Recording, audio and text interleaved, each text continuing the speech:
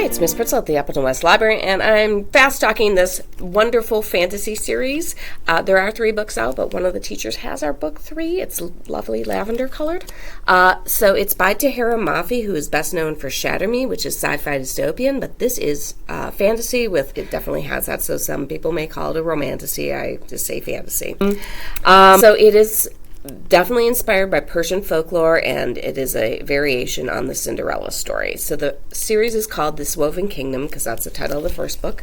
The second book is These Infinite Threads, and the third book, I believe, is All This Twisted Glory. All right. Yeah. So the point comes from the point of view of our main characters, which there's an additional point of view added in the second and third books.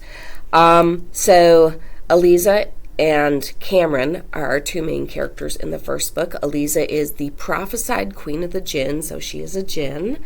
She has ice for blood, which is part of the prophecy, but she doesn't really have magic because she wasn't really taught magic because her family has been murdered and she's living as a servant to hide what she is. She also wears something called a snood, which is common for servants in the Persian setting to wear, but it helps because her eyes also change colors, which will give away completely who she is to people.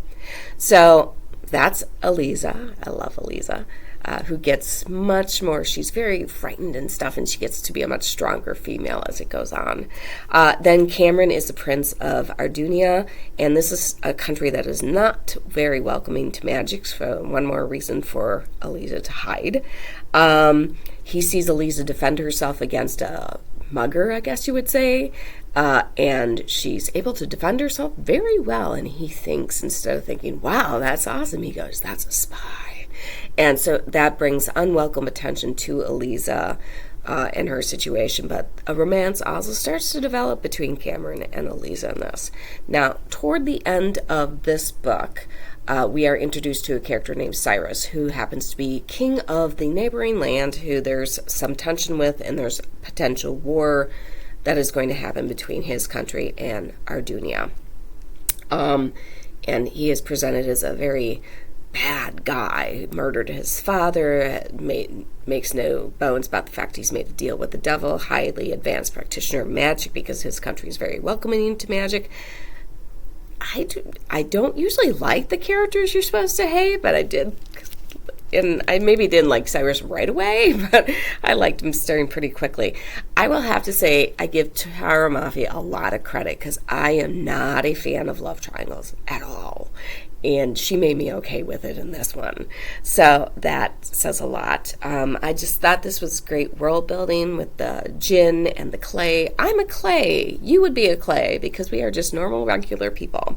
There's the theme of the fear of magic versus being welcoming to magic and the difference between the 2 countries.